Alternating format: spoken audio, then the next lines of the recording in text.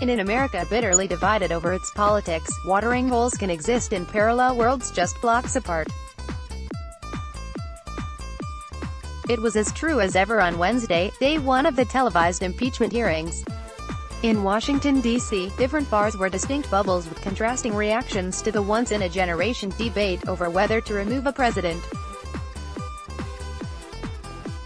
Denizens of Blue America crowded into the Union Pub near the Capitol building in the hope of witnessing the televised torment of Donald Trump. They quaffed peach-based, politically themed cocktails with names like "Impeachment Please." And just before lunchtime, pub patrons got a serving of testimony that reinforced their conviction that Trump deserves to be dumped. A longtime U.S. diplomat relayed a previously unreported conversation in which Trump-appointed ambassador to the EU Gordon Sondland said the president cared less about Ukraine than about using Ukrainians to squash his potential 2020 presidential election rival Joe Biden. William Taylor had just finished delivering the testimony as Grace Barnes started in on a plate of chicken wings. The book editor and Washington resident said she sees impeachment as a no-brainer. "It's not ambiguous what happened here. It's pretty clear," said Barnes. "I don't think it's a complicated case." U.S. Chargé d'affaires for Ukraine Bill Taylor focuses on phone call in which President Donald Trump is advised about investigations he wanted Ukraine to pursue. 102 Trump International Hotel quiet at start of day with multiple witnesses and internal communication between diplomats indicating that Trump delayed funds appropriated by Congress intended to help an Eastern European ally defend itself. "There's now ample evidence meriting Trump's impeachment," she said. "I don't think he feels any responsibility to the nation, to the rule of law," said Barnes. A neighborhood away, above the bar at the Trump International Hotel, there were 4 screens flashing, and 0 viewers. Trump's establishment is a patch of red state America within the hostile boundaries of the District of Columbia, providing a safe space for people who mock safe spaces in a capital with few GOP sympathizers. As the hearings began at 10 a.m., E.T. feathered creatures outnumbered mammals at the bar. Trump International Hotel in the Capitol was quiet as the hearings got underway, with only this wayward sparrow taking up room on the plush seats in the hotel bar. Alexander Panetta, CBC, a solitary sparrow flapped its wings and perched on a chair, as Democrat Adam Schiff opened the hearings by quoting Benjamin Franklin on the fragility of a democratic republic. Patrons chatted quietly as speakers in the lobby bar blared a Wilco song with fitting lyrics, "I know you're not listening. No, I know you're not listening." Later in the day, some Trump supporters assembled outside the hotel dismissed the impeachment proceedings as pointless. "It is a complete waste of taxpayer money," said Sherry Kettle, visiting Washington from Indiana for the first time. She said she'd rather see Democratic leaders, not Trump, removed from office. And she wants more information about the role of Biden's son, Hunter, who was on the board of Burisma, a Ukrainian energy company. A text exchange between Taylor and U.S. Ambassador to the EU, Gordon Sondland, shows on a screen as Taylor testifies. Jonathan Ernst, Reuters, fed up while the bird in his hotel chirped. In the White House, the president tweeted. Trump's Twitter feed racked up more than 30 posts and retweets disparaging the hearing. The flurry of activity came despite an oft-repeated message from Republicans that the hearing was a snooze-inducing bore unworthy of being viewed. "I haven't watched for 1 minute," Trump said during a news conference with Turkey's President, Recep Tayyip Erdogan. "This is a sham. It shouldn't be allowed." Uptown, at the Hilton, a sprawling complex that hosts national conventions and is the closest thing to a distillation of purple America, bar patrons were distracted.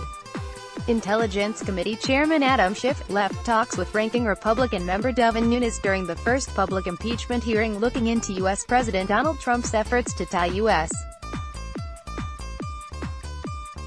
aid for Ukraine to investigations of his political opponents. Susan Walsh, The Associated Press. Half the TVs in the bar showed NFL highlights, the other half CNN's live feed, and at the tail end of the lunch hour, none of the dozen or so people in there were watching.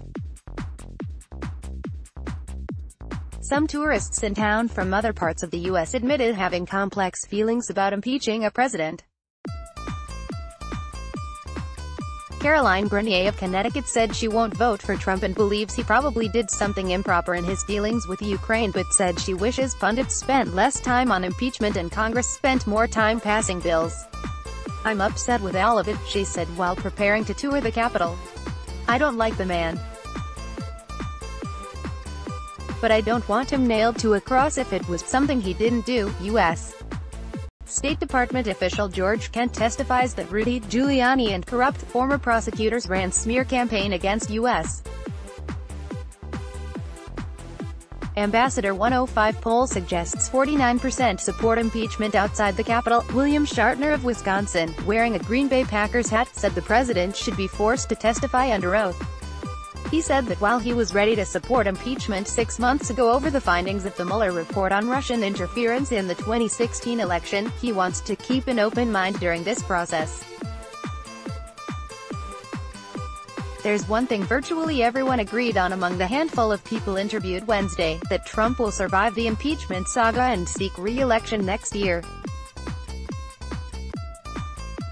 A new poll by Morning Consult said 49% of Americans strongly or somewhat agree that Trump should be impeached by the House of Representatives versus 41% who disagree. That's much higher support for impeachment, more than double, than at the start of the televised hearings into Watergate in 1973, but the new poll of 1,993 registered voters also suggests minds are largely made up. 81% of voters say there's no chance, or a small chance, these hearings might change their mind. Republican Congressman Nunes and Jim Jordan consult with minority legal counsel Steve Castor, who, along with lawyer Daniel Goldman, who represented the Democrats, was doing the bulk of the questioning of witnesses Wednesday. Jim Loscalzo, Reuters, not a single Republican lawmaker has expressed support for impeachment in the House of Representatives. The idea that two-thirds of the Republican-controlled U.S. Senate would vote to convict Trump sounds inconceivable at this point, especially given that among Republican voters, only 10% strongly or somewhat support impeachment. 73% say they would be somewhat or much less likely to vote for their member of Congress again, if he or she supports impeachment. Kemi Olawufoyoku, who was watching the hearing at D.C.'s Union Pub, said that reminded her of the time Trump boasted during the 2016 presidential campaign about the unwavering loyalty of his base, saying he could shoot someone in the middle of Manhattan and not lose voters. "It seems like time and time again, he's proving that sentiment to be true," she said. "I don't know what it would take. Watch." Trump reacts to Taylor's testimony, a reporter asks U.S. President Donald Trump about the phone call diplomat William Taylor recounted for the first time during Wednesday's impeachment hearings. 101 Trump's fate could hinge on independents. Lori Ross, a visitor to the U.S. Capitol from Kansas City, Missouri, said people pick their own reality nowadays. "It really feels like we have lost our minds and that facts don't matter anymore," she said. "It's disturbing." As for Trump, she said, he's crossed numerous boundaries and should leave office. "Whether it's now or in an election next year," she said.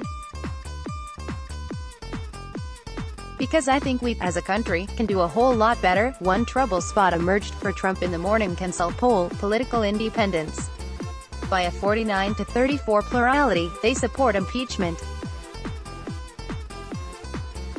Jeff Jones, senior editor at the Gallup polling firm, said he'll be watching those voters closely to gauge their reaction after the hearings.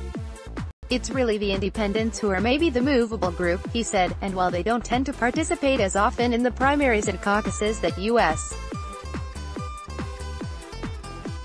parties hold to select their presidential candidates, once primary season is over next summer and we get closer to the November